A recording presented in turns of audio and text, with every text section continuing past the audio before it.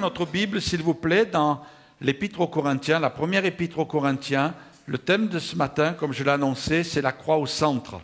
Pourquoi? Parce que on peut quelquefois perdre de vue la croix dans la vie chrétienne. On sait que celui qui a écrit le plus d'épîtres dans le Nouveau Testament, c'est l'apôtre Paul, qui a été un instrument remarquable entre les mains de Dieu pour établir aussi la doctrine de la foi chrétienne.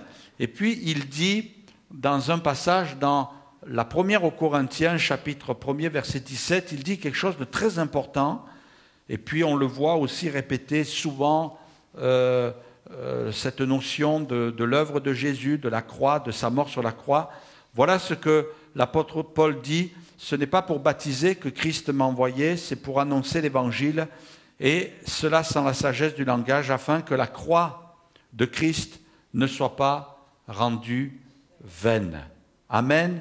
C'est important, cette expression, la croix de Christ ne soit pas rendue vaine.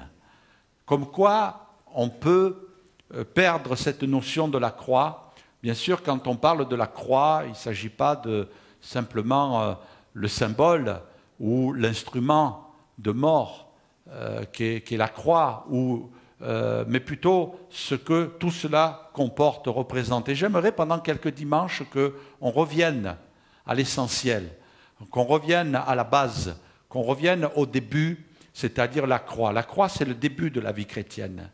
Et puis, Jésus n'a pas dit que la croix devait être juste au début de la vie chrétienne, mais même il va nous dire, celui qui veut me suivre, qu'il se charge de sa croix.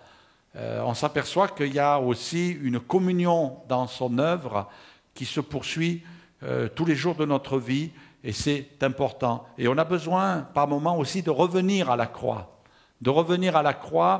non pas d'une manière superstitieuse, mais de nous rappeler ce que Jésus a fait, ce que Jésus a accompli. Et même le dimanche matin, lorsque nous prenons le pain et que nous buvons le vin, ça symbolise la croix. Le pain brisé, c'est son corps qui a été brisé. Le vin, c'est l'image de son sang qui a coulé. Et Jésus a dit: faites ceci en mémoire de moi. Et puis, Jésus va nous dire: jusqu'à ce que je revienne. C'est quelque chose de très important pour chacun de nous. Et puis l'apôtre Paul va dire: il y a des choses importantes dans la vie chrétienne. Il y a des choses importantes. Le fait de lire sa Bible, de prier, d'obéir à la parole de Dieu. Et même ici, il est parlé de baptême. Et c'est important de se faire baptiser. Celui qui croira, dit Jésus, celui qui croira et qui sera baptisé sera sauvé. C'est essentiel aussi le baptême. Il nous faut croire, il nous faut la foi. Mais l'apôtre Paul, bien que c'est quelque chose de très important, va dire: moi, je n'ai pas été envoyé, ce n'est pas pour baptiser seulement, mais il va mettre en évidence l'œuvre de la croix en disant: ce n'est pas la sagesse non plus, mais c'est quelque chose de très important. La croix, il ne faut pas qu'elle soit rendue vaine. Littéralement, que la croix ne soit pas rendue inutile, ne soit pas rendue vide, ne soit pas rendue sans effet. On ne veut pas que la croix soit vide, mais on veut qu'elle soit chargée de la puissance de Dieu. Alors on va ensemble faire un exercice tout en respectant le fait que ça sera la prédication de la parole de Dieu, mais en même temps, cet exercice va nous aider à réaliser que la croix est partout dans la Bible. Elle est partout dans la Bible. Ce n'est pas un message qui apparaît uniquement dans les évangiles. Alors vous allez me dire: oui, après, l'apôtre Paul en parle dans les épîtres, mais même avant. Il y a comme une sensibilisation de la part de Dieu, depuis la Genèse, pour dire: la croix, elle vient, elle arrive. Et puis Dieu est en train de préparer le peuple à cette réalité. Et ceux qui s'imprègnent de la parole de Dieu, notamment de l'Ancien Testament, ils savent que la croix est en train d'apparaître, elle est en train d'être dessinée. Et la Bible, qu'est-ce qu'elle nous dit au sujet de l'Ancien Testament? Elle nous dit que c'était l'ombre des choses à venir. Vous avez vu déjà des ombres sûrement. mais les ombres, ce n'est pas tout à fait la réalité. Quand vous regardez ne serait-ce que votre ombre à vous, elle ne vous ressemble pas tellement, parce que des fois, elle est un petit peu allongée, des fois, elle est un petit peu raccourcie, des fois, elle est un petit peu plus large. Mais ça vous donne un aperçu de la forme. Et finalement, c'est un petit peu comme ça que les Juifs de l'Ancien Testament, eh bien, voyaient des ombres, ils voyaient quelque chose qui était en train de se dessiner au loin, mais ils n'avaient pas tout à fait l'image parfaite jusqu'à ce que Jésus vienne. Et quand Jésus est venu, ce qui était des ombres est devenu une réalité. C'est l'œuvre de la croix. Et aujourd'hui, on n'est plus dans l'ombre, on est dans la réalité, alléluia. Et c'est ça l'Ancien Testament. L'Ancien Testament, ce sont que des ombres que Dieu nous donne. Mais ces ombres nous aident aussi à cerner, à comprendre et puis à exprimer le langage biblique pour nous aider à bien comprendre l'œuvre de la croix. Alors on va aller dans l'Ancien Testament et on va voir une de ces ombres que l'on voit dans le livre de l'Exode. Le peuple est alors en Égypte et puis en Égypte, il est en plein esclavage. Et puis Dieu va susciter un homme, vous connaissez, c'est Moïse. Et Moïse avait pour ordre de faire sortir le peuple d'Égypte. Il est allé avec un bâton.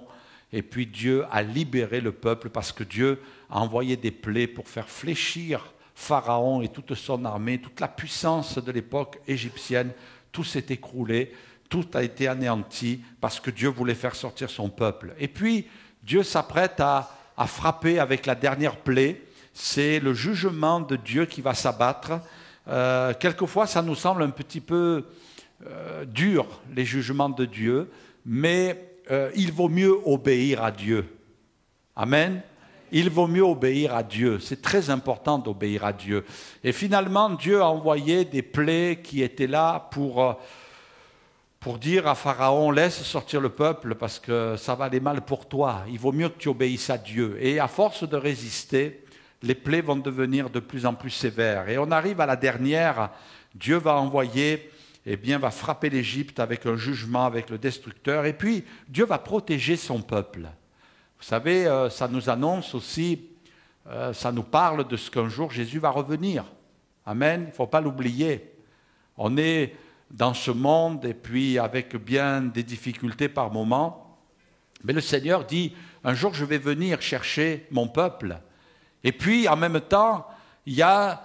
derrière tout cela, le jugement aussi de Dieu qui va s'abattre sur ceux qui ont rejeté Jésus, sur ceux qui n'ont pas tenu compte de la parole de Dieu, qui n'ont pas accompli la parole de Dieu. Et ça sera un jour terrible, terrible, encore plus terrible que ce qui s'est passé en Égypte. Mais Dieu veut vraiment nous sauver. Qu'est-ce que c'est qui va nous sauver? Ce n'est pas le fait d'aller à l'église tous les dimanches, ce n'est pas le fait d'avoir une Bible à la maison, ce n'est pas le fait d'avoir une carte de membre d'une église en disant, ou de dire simplement, vous savez, moi j'essaie de faire des bonnes œuvres. Non, ce qui va nous sauver, c'est ce que Jésus a fait pour nous.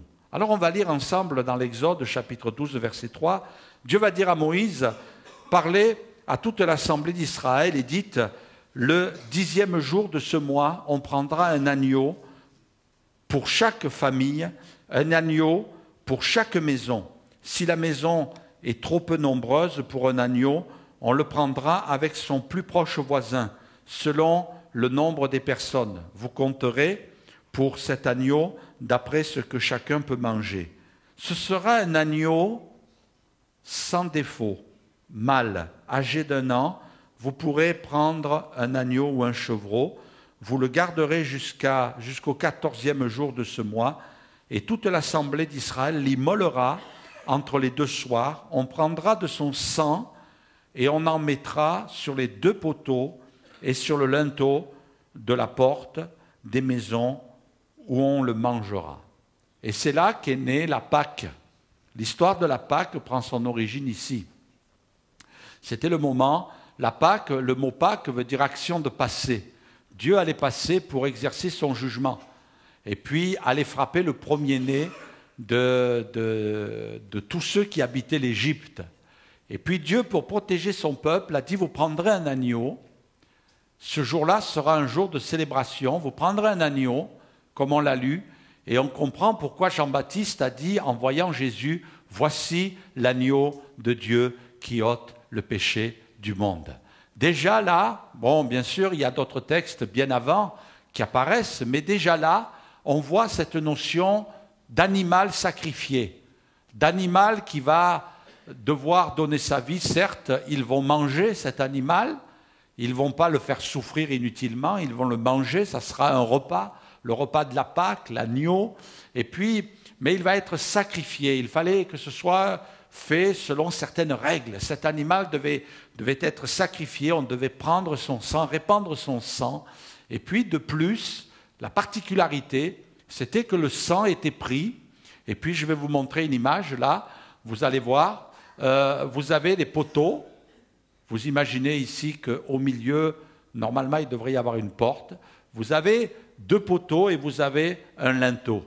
Et il devait tremper sur une branche d'hysope, il devait tremper cette branche dans le sang de l'agneau, et devant chaque entrée, il mettait sur les poteaux du sang, et puis sur le linteau également, il mettait du sang. Et donc le jugement de Dieu qui allait passer, eh bien, quand il allait passer devant les maisons où il y avait le sang, eh bien, il n'allait pas entrer dans ces maisons pour frapper le premier-né.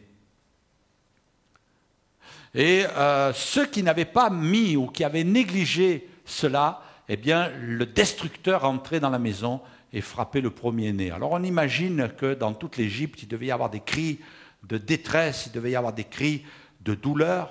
Et finalement, le jugement de Dieu ne peut plus nous atteindre. C'est une réalité. Hein. La Bible dit tous sont péchés et à cause de cela, ils sont condamnés. Le salaire du péché, c'est la mort, nous dit l'Écriture dans l'Épître aux Romains. C'est la mort, il y a le jugement de Dieu qui pèse. Et quelquefois, ce jugement qui est comme en suspens est là, sur nos têtes, si on n'a pas fait la paix avec Dieu, et on en sent les effets.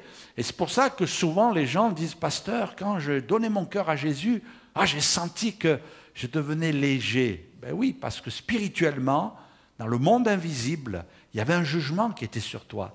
Et quand tu as accepté Jésus, ce jugement a été enlevé. Quand tu as reçu Jésus dans ton cœur, il a été enlevé. Tu n'as pas reçu une religion, tu n'as pas reçu des dogmes, tu n'as pas reçu une morale. L'Église, ce n'est pas un endroit où on fait de la morale. Certes, on a une morale, mais on ne fait pas de la morale. Simplement, on a donné notre cœur à Jésus. On a cru dans le sacrifice de Jésus. Et déjà là, moi, ça me parle. Regardez un petit peu l'image suivante. Vous voyez déjà le poteau et le linteau, déjà, ça peut nous donner déjà une petite notion de la croix. Hein? Il y avait ce bois qui apparaît, et puis vous verrez au fur et à mesure de notre étude biblique, on va découvrir cette image de la croix qui est là comme sensibilisant, comme nous parlant de ce que Jésus va accomplir. Eux, ils ne savaient pas trop ce que ça signifiait. Dieu leur a dit, vous prenez un agneau, vous le sacrifiez, vous prenez son sang, vous le mettez à l'entrée des portes, et puis eux, ils ont obéi. Et ça les a sensibilisés, le bois, le poteau, l'entrée de la maison, les poteaux, le linteau. Donc on obéit, on met, Dieu nous dit de faire comme ça, on fait comme ça. Mais finalement, ça représente notre cœur. Ça représente notre cœur, la porte de notre cœur. Et le Seigneur dit, si je viens devant toi, si je viens te regarder ce matin, si spirituellement, en esprit, je m'approche de ta vie et je rentre dans ton esprit, est-ce qu'à l'entrée de ta vie, il y a le sang de Jésus qui un jour, il t'a marqué? Est-ce qu'un jour tu as reçu Jésus dans ton cœur comme ton sauveur? Sache une chose, c'est que comme dit la Bible, il n'y a plus de condamnation pour ceux qui sont en Jésus. Alléluia! C'est pas beau ça, l'œuvre de Jésus dans notre cœur? Et c'est ce que Dieu a fait pour nous. Il ne faut pas que la croix soit rendue vaine. Il ne faut pas que la croix soit rendue vide. Elle est à la base de notre vie chrétienne. Elle est sur le chemin de toute notre vie. Et ce matin, nous voulons réaliser ce que Dieu a fait pour nous. Regardez ce que dit ce texte merveilleux de l'épître de Jean, 1 Jean chapitre 1 verset 7. Il est dit, mais si nous marchons dans la lumière, Comme il est lui-même dans la lumière, nous sommes mutuellement en communion et le sang de Jésus, son Fils, nous purifie de tout péché. Là, il faut bien noter que Jean parle à des chrétiens. Il dit, nous marchons, ça y est, on est parti, on est en marche dans la vie chrétienne et on marche dans la lumière, c'est-à-dire qu'on obéit à la parole de Dieu. Ta parole est une lampe à mes pieds, donc c'est la lumière, elle éclaire notre route. C'est pour ça qu'on lit la Bible. Seigneur, montre-moi, reprends-moi, dis-moi dans ta parole, qu'est-ce que c'est qui ne va pas dans ma vie. Alors on veut que notre cœur colle à la parole, parce qu'on veut la vivre. C'est vrai qu'on est des pécheurs, mais des pécheurs qui marchent dans la lumière. Seigneur, on veut marcher avec toi, on veut être fidèle, on veut abandonner le mensonge, on veut abandonner le vol, on veut abandonner, Seigneur, tout ce qui peut être mauvais, l'immoralité, l'impudicité, l'adultère, tout ça, Seigneur, on rejette de notre vie. Non, on repousse ça, même si quelquefois il y a des pensées qui nous traversent. Elles peuvent te traverser les pensées, mais laisse-les traverser. Il faut qu'elles rentrent là, et qu'elles sortent là. Tu n'es pas pécheur parce que tu as des mauvaises pensées. Tu es pécheur quand les pensées, tu les arrêtes et tu consommes le mal. C'est là où tu es mauvais. C'est là où tu désobéis à Dieu. Mais la Bible dit, si nous marchons dans la lumière, quand bien même on va désobéir, on est en communion avec le Seigneur, en communion avec les frères et sœurs. Pourquoi? Parce qu'on est rassemblés autour de Jésus. Et la Bible dit, le sang de Jésus nous purifie. J'aime beaucoup, il y a quelques années, j'ai découvert ce mot purifier dans le texte original. Et c'est très important de réaliser ça. C'est le mot katharizo en grec. Alors, combien savaient que c'était le mot katharizo? Donc, je vais aller un peu plus loin parce que je pense que ça ne suffit pas, vous avez besoin d'un peu plus. Le mot katharizo dans le grec pourrait être traduit différemment de purifier. Il pourrait être traduit par nettoyer, rendre pur, mais aussi être guéri. Amen. Le sang de Jésus nous guérit. Oh, ça c'est une bonne nouvelle, hein? Ah, j'en ai besoin. J'espère que je ne suis pas le seul ce matin. Parce que le péché, parce que les pécheurs aussi ont laissé des blessures dans ma vie. C'est pas vrai? Ah oui. Votre entourage, votre enfance, votre milieu familial. Ouais. Moi, j'ai rencontré des gens, et c'est terrible, je vais être discret par rapport à Limoges, donc je fais référence à des gens que j'ai rencontrés ailleurs, mais qui quelquefois me disent, pasteur, j'ai des dames et peut-être même aussi des messieurs, j'ai connu des messieurs qui m'ont dit ça, m'a dit, j'ai un oncle qui a abusé de moi, qui m'a violé, qui m'a violenté. On se demande, le milieu familial peut aussi laisser des traces de souffrance dans des vies. Le milieu scolaire, des enfants qui ont été battus, et puis il y en a encore aujourd'hui, qui sont brimés, qui ont été battus par des enseignants. Moi, mes parents m'avaient mis dans une école, et puis le directeur était violent. J'ai pris des raclées, des coups de poing, des coups de pied dans la tête par le directeur. C'est pour ça que je ressemble plutôt à Sylvester Stallone que... Hein? Enfin, au niveau du visage. Là, je suis en train, mais ça a du mal à pousser. Hein? Mais, ouais, ça vous endurcit dans la vie. Ben, moi, aujourd'hui, je ne suis pas content. Moi, j'aime pas les coups. Hein? J'aime pas les coups. Mais les coups de la vie que j'ai reçus m'ont durci. Et, quelque part, ça a développé chez moi un instinct de survie. Et puis, je ne savais pas qu'après, dans la vie, j'allais en recevoir d'autres. Mais bon, j'en ai tellement reçu qu'après, vous savez, ce n'est pas que vous êtes content d'en recevoir, mais vous savez comment réagir dans la vie. Et puis, finalement, il ne faut pas regarder...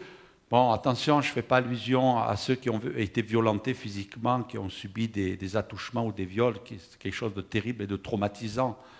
Mais quelquefois, il y a des choses qui se passent, il ne faut pas que ça nous écroule, il faut au contraire s'en servir. Il faut s'en servir et prendre une revanche en face de l'ennemi.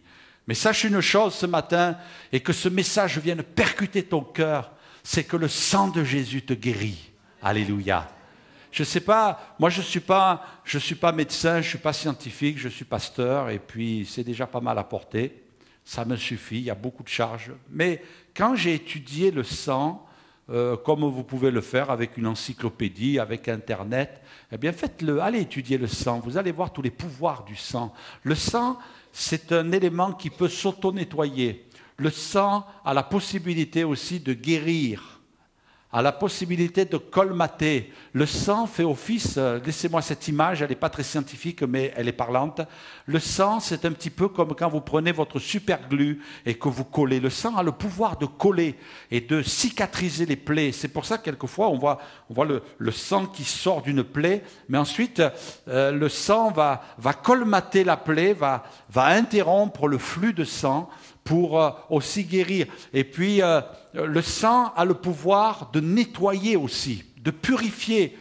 C'est tellement important. Donc, on sait une chose, c'est que Jésus, par son sang, nous guérit, mais il nous nettoie aussi. Alléluia. Depuis que tu as démarré ta vie chrétienne, le Seigneur, il te lave à l'intérieur, il te purifie, il te transforme. Il y a des choses qui s'en vont. Quelquefois, nous, on dit, mais Seigneur, je me sens encore coupable. Seigneur, je sens que j'ai encore tant de progrès à faire. Hein? Ça vous arrive de dire ça? Bon, ça va, je suis sur terre ce matin. Hein?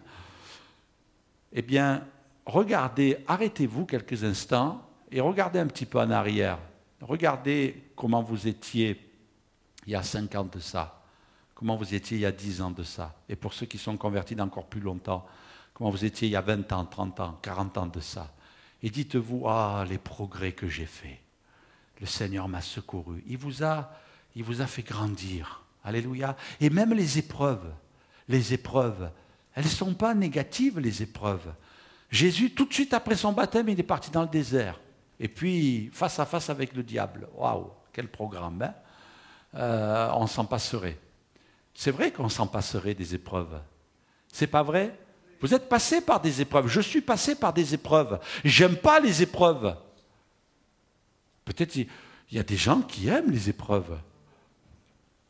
Écoutez, s'il y a quelqu'un qui aime les épreuves, venez me voir. On va prier pour vous, pour que toutes nos épreuves viennent sur vous. Qu'est-ce que vous en pensez? Hein? Comme ça, au moins, nous, on sera tranquille pendant un moment. Hein? Hein? Quelquefois, on est là, on dit, mais Seigneur, l'épreuve, c'est dur, je redoute. Mais mes frères et sœurs, sachez une chose, c'est que si vous passez par une épreuve, c'est que le Seigneur l'a permis, elle est nécessaire, mais elle vous a fait grandir. Parce que vous sortirez toujours plus fort. Quelqu'un disait, ce qui ne tue pas nous rend plus forts. Vous êtes toujours vivant? C'est vrai qu'on va arriver au ciel, on va dire, Seigneur, regarde, là j'ai pris une balle, là et Seigneur, là je suis déplumé. Hein, le combat était tellement difficile. C'est vrai qu'on va arriver dans le ciel avec, j'allais dire peut-être des cicatrices, mais le Seigneur nous dira, calmez-vous, regardez mes mains, regardez mon côté, regardez mon front, regardez mes pieds. Parce que la Bible nous dit qu'il va garder les marques pour l'éternité. Et il a subi tout ça pour nous. Le sang de Jésus te guérit, mon frère, ma sœur. Le sang de Jésus te purifie. Le sang de Jésus te libère aussi. Te libère. Alléluia. Le sang de Jésus te libère. Tu es libéré en Jésus. Ah, peut-être tu dis, des fois c'est un peu long, j'ai des moments difficiles. C'est vrai que nous avons tous un défaut à la cuirasse. Et ça, il ne faut jamais l'oublier. Tant que nous serons sur cette terre, il y a une fragilité. C'est pour ça que nous sommes comparés à des vases de terre dans lesquels Dieu a mis un trésor. C'est lui le trésor. C'est son esprit le trésor. Mais nous, on est des vases de terre. Et ça, il ne faut jamais l'oublier. Il ne faut jamais l'oublier. Il ne faut pas se prendre pour des surhommes ou des surfemmes. Non, il ne faut pas. Il faut réaliser. Et puis, il faut se tenir là au pied du Seigneur en disant, Seigneur, aide-nous. Ça vous est jamais arrivé que le Seigneur vous avertisse de quelque chose? Il n'y a pas très longtemps, j'ai fait une expérience qui m'a parlé. J'étais en prière, j'étais devant le Seigneur et puis je me nourrissais de sa parole. Et à un moment donné, il y a un texte de l'Écriture qui se détache comme ça et je sens dans mon cœur que le Saint-Esprit a quelque chose à me dire à ce sujet. Je ne vous dirai pas quoi, ça ne vous regarde pas. C'est pour moi, c'est tout. Même pas ma femme le sait, même pas le chien ni le chat, personne ne le sait. Que le Seigneur et moi. Seigneur me parle avec un texte de l'Écriture et ce texte, il se détache, vous savez, impression que là, ça s'adresse vraiment à vous et vous dites, mais je ne comprends pas pourquoi tu me dis ça, Seigneur. Et puis dans la journée, vous vivez un événement et puis là, il y a un piège qui se dresse devant vous. Ah, j'aimerais vous dire, mes frères et sœurs, vous avez un pasteur formidable. C'est qu'il est tellement spirituel, votre pasteur. Il a vu le piège. Et tout de suite, il a pensé au verset de la Bible, et puis hop, il a contourné le piège, et puis il est passé, oui, vive moi. Ah, j'aimerais vous dire ça ce matin, mais j'ai un petit peu honte, parce que le piège était devant moi, et je suis tombé dedans. Et pendant que je tombais, vous savez, comme quand on tombe dans un grand trou, pendant que je tombais, je dis, Seigneur, viens me secourir. Hein? Ouais, je schématise un peu, mais dans la tête, c'était ça. Hein? C'était un petit peu ça. Et puis là, en train de tomber dans ce trou, et puis de dire, Seigneur, au secours, au secours, au secours, je suis tombé dans un trou là. Bon, je ne suis pas tombé dans le péché, je ne suis pas tombé dans l'immoralité, je n'ai pas tué quelqu'un, je n'ai pas menti, je n'ai pas volé, je n'ai pas commis des péchés grossiers. Soyez rassurés, si cette pensée vous traverse par l'esprit, laissez-la sortir. Mais vraiment de dire, je suis tombé dans un piège. Et puis, les heures passant, le Saint-Esprit me rappelait en disant, je t'avais averti. Avec ce verset de l'Écriture, je t'avais dit ça, ça, ça. Et toi, tu es tombé dedans. Et puis là, me tenant devant le Seigneur, dire, Seigneur, oui, c'est vrai. J'ai oublié une chose, Seigneur. Mais toi, tu me le rappelles, c'est que je suis fragile. Je suis un vase de terre, Seigneur. J'ai besoin de toi. J'ai besoin que tu m'aides. Et puis je dis, Seigneur, c'est vrai, je suis tombé dedans. Mais Seigneur, au secours, viens m'aider dans cette affaire-là. J'ai besoin de toi. J'ai besoin que tu viennes m'aider. J'ai besoin que tu viennes me secourir. J'ai besoin que tu viennes, Seigneur, bénir dans cette affaire-là. Parce que si toi, tu ne viens pas, Seigneur, ce n'est pas possible. Et puis je crois que Dieu agit. Parce que Dieu ne nous lâche pas. Si le Seigneur nous laissait tomber chaque fois qu'on tombe dans un trou, au-dessus du trou, il y aurait une croix en disant « Ici repose le frère, un tel ». Ça serait fini pour nous, n'est-ce pas? Ça serait fini. Mais quand bien même tu tombes dans un trou, un petit peu comme Pierre qui a voulu marcher sur les eaux, hein? Et puis qu'à un moment donné, il a coulé. Et là, il a crié au secours. « Seigneur !» Ben, le Seigneur l'a saisi. Il l'a pris. Même le grand apôtre Pierre, il a coulé. Moi, ça me rassure. Je suis content quand je lis de belles histoires comme ça dans la Bible. Quand je découvre qu'il y en a d'autres qui ont coulé, ça me fait du bien. Parce que moi, je me dis, je ne suis pas seul à couler par moments. Mais Dieu est bon. Ce qui est important, c'est que Jésus soit toujours là. Pierre a coulé, mais il était quand même en direction vers Jésus. Il ne faut pas l'oublier. Hein. Il était là où était Jésus. Il vaut mieux couler quand on marche avec Jésus plutôt que de couler quand on a quitté Jésus. D'accord ? Il ne faut pas oublier. Et là, on a besoin de venir à la croix. Et je ne sais pas vous comment vous faites, mais moi je suis un petit peu spécial. Hein. Mais quand je sens que j'ai failli, quand je sens que je n'ai pas fait ce qu'il fallait, que je n'ai pas eu le bon comportement, la bonne attitude, la première des choses que je fais quand le Saint-Esprit vient me rappeler ces choses-là, c'est que je viens au pied du Seigneur et je dis, Seigneur, je viens au pied de la croix. Ah, peut-être vous dites, ah bon, le pasteur, il vient au pied de la croix. Ben oui, parce que la croix, elle nous suit toute notre vie. Et on vient, on dit, Seigneur, je te demande pardon. Ton sang me purifie. Alléluia. Je vis le catariso de ta parole, Seigneur. Le sang me purifie. Et puis, vous savez quoi? C'est qu'en même temps, le Seigneur me dit, tu vois, je t'avais averti. Mais allez, relève-toi et continue. Un petit peu comme un papa qui voit son fils qui commence à marcher là et qui, à un moment donné, vous savez, waouh, il s'affale par terre, il se fait une grosse bosse. Le papa, il prend son petit là et lui dit, allez mon petit, c'est pas grave, continue. Amen. Et notre papa dans le ciel, il fait pareil avec nous. Tu as l'impression que tu marches bien, ça ne vous arrive pas, même si vous marchez bien et que vous marchez depuis longtemps, de trébucher. Ça ne vous arrive pas de tomber. Ça nous arrive encore. Il faut qu'on fasse attention, hein, n'est-ce pas? Mais Dieu nous aide. Amen.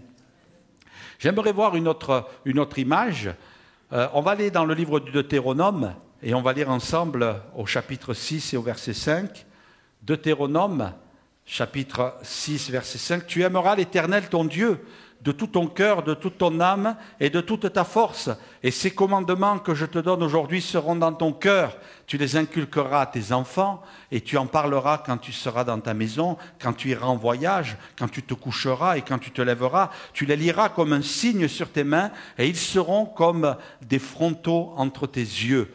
Et notez bien ici ce qui est écrit, tu les écriras sur les poteaux de ta maison et sur tes portes. Et là, on quitte un petit peu les poteaux et le linteau, mais là, maintenant, on est dans la maison qui est bien construite. On parle ici maintenant de portes et puis de poteaux également. D'ailleurs, est-ce qu'il y en a quelques-uns qui connaissent ce que c'est que le mezuzah? Allez, levez la main ceux qui connaissent, là, que fasse un petit sondage, voilà. Le mezuzah, ben, il n'y en a pas beaucoup, il n'y en a que 3 ou 4. 4. Non, ouais, mais toi, tu triches parce qu'elle t'a dit ce que c'était, je t'ai vu. C'est juif, c'est ça. Bon, ça va. T'es à moitié sauvé, alors. Non, on ne croit pas, nous, au porte-bonheur, non. Le mezuzah, c'est regarder ce qu'il y a à côté, sur la porte, là-bas. Alors, vous voyez, c'est un objet qu'on met... Voilà, la petite souris, là, elle montre. C'est un objet qu'on met à l'entrée de la porte. On va passer à la deuxième diapo. La deuxième diapo, voilà, un exemple. Vous avez remarqué qu'au centre, à l'extrémité, là-haut, ici, il y a un petit trou pour mettre des vis. Et vous mettez ça à l'entrée de la porte d'une maison. Et puis, quand les Juifs rentrent chez eux, ils en ont... Alors ça, c'est un modèle qui représente les rouleaux du livre de la loi. Et donc, en fait, c'est l'image de ce verset que nous venons de lire. Ils ont mis en pratique ce que nous venons de lire. On va relire ensemble, tu écriras sur les poteaux. Tu écriras sur les poteaux de ta maison et sur tes portes les lois. Donc, c'est un symbole de ce que Dieu voulait qu'à l'entrée des maisons de chaque juif pratiquant, bien sûr, d'ailleurs, juif, c'est une religion, hein, autrement, la race, c'est hébreu. Donc un juif, c'est un religieux. Et puis il mettait cet objet qu'on a vu à l'entrée de la maison pour se rappeler la loi, se rappeler le commandement de Dieu. Tu les écriras sur les poteaux.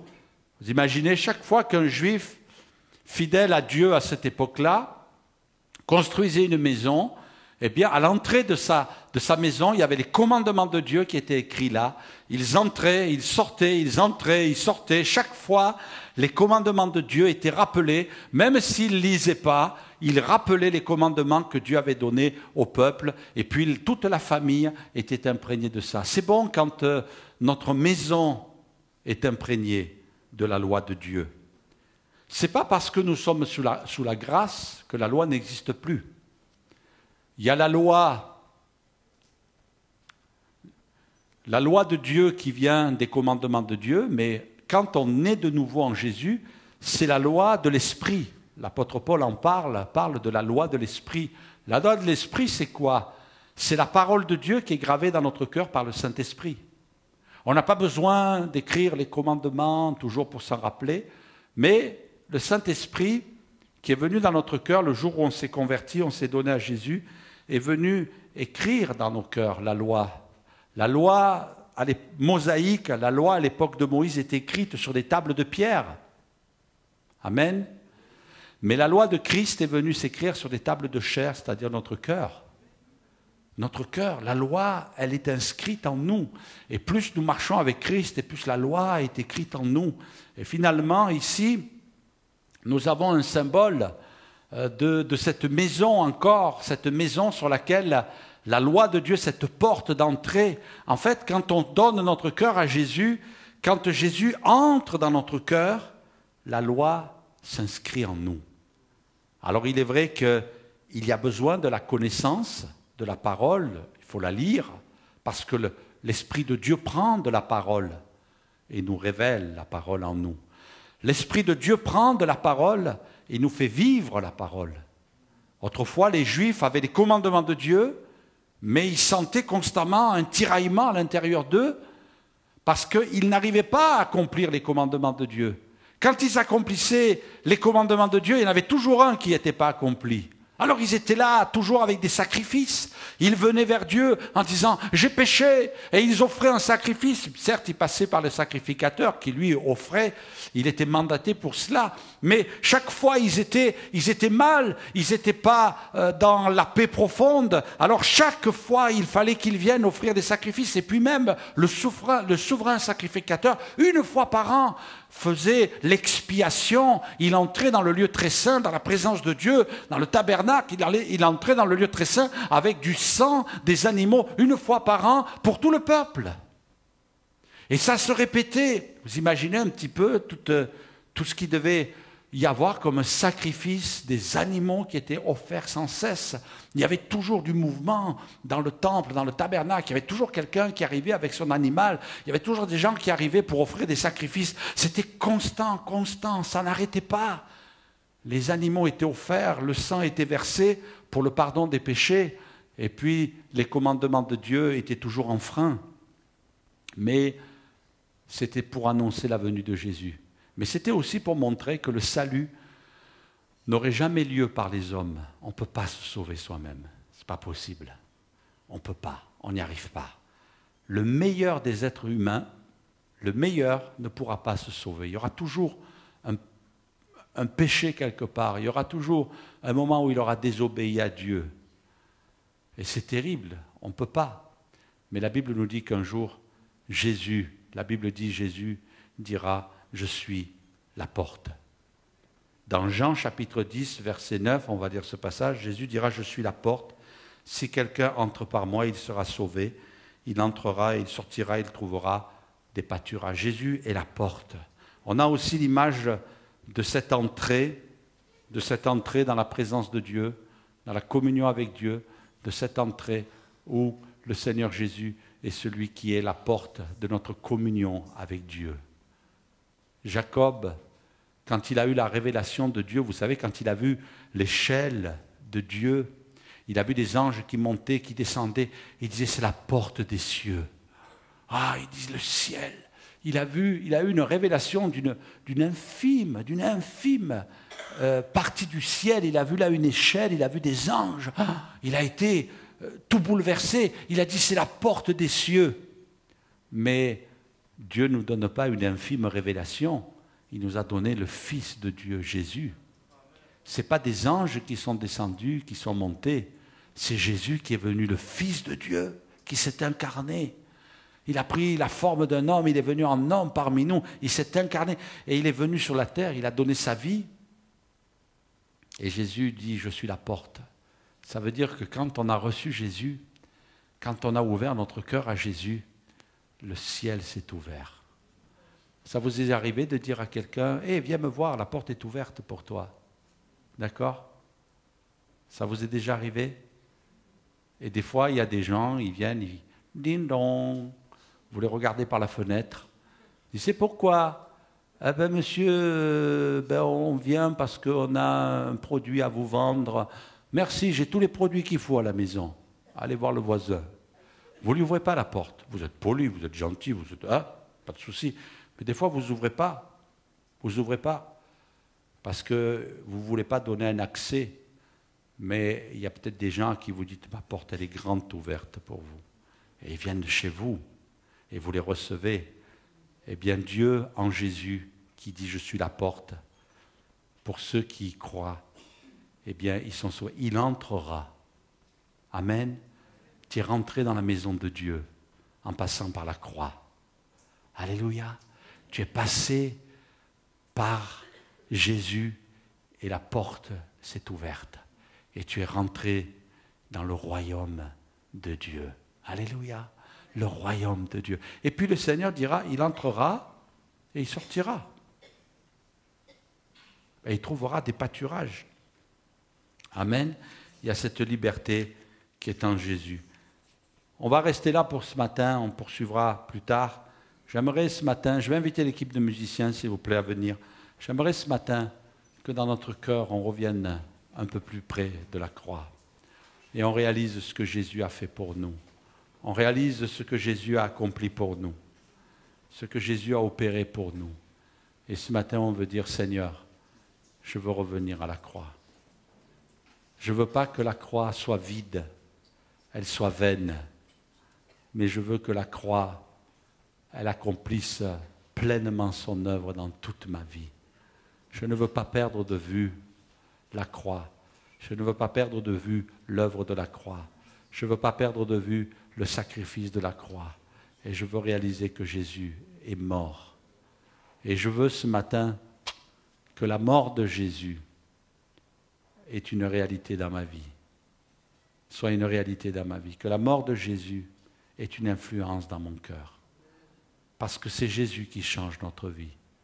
Aucune morale, aucune religion ne pourront changer votre vie, ne pourront vous transformer, ne pourront vous rendre agréable à Dieu.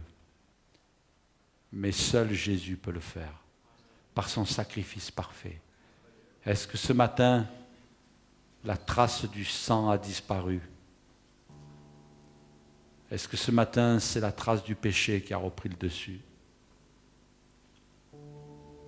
Est-ce que ce matin, il n'est pas nécessaire que tu reviennes vers Jésus et dises, Seigneur, recouvre-moi de ton sang comme tout à nouveau. Avec le Seigneur, on peut revenir. On peut revenir à la croix. On peut revenir au sacrifice. Il a donné sa vie. Quelquefois, nous, je ne sais pas si ça vous arrive, moi je sais que ça m'arrive, on est là axé sur nos souffrances, nos combats, nos difficultés. Et puis, le Saint-Esprit vient dans notre cœur et nous dit, mais toi tu as l'impression que tu subis, tu vis des choses difficiles, des injustices. Mais Jésus, lui, il a subi la moquerie, les crachats, les insultes, le rejet, le mépris. Il a été abandonné. Même le Père l'a abandonné parce qu'il était recouvert de nos péchés. Et puis ce matin, le Seigneur dit, regarde à la croix, regarde à Jésus. Il s'est donné. Et puis le Seigneur dira à celui qui veut me suivre, il faut qu'il se charge de sa croix. C'est un instrument de souffrance. La vie chrétienne, ce n'est pas une vie de facilité. Ce n'est pas vrai. C'est une vie de sacrifice à l'image de Jésus. Ce qu'il a subi. Et plus tu vas avancer avec Jésus, plus tu vas grandir avec Jésus, et plus tu vas connaître ce qu'il a connu. Ouais. Tu vas connaître ce qu'il a connu. Vous savez qu'il y a des premiers chrétiens, il y en a certains, ils ont subi le martyre. Ils étaient fiers.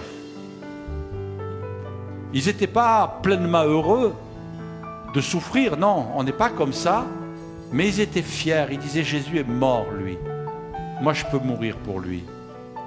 Et même certains, on leur disait, écoutez, si vous voulez, non, je ne veux pas.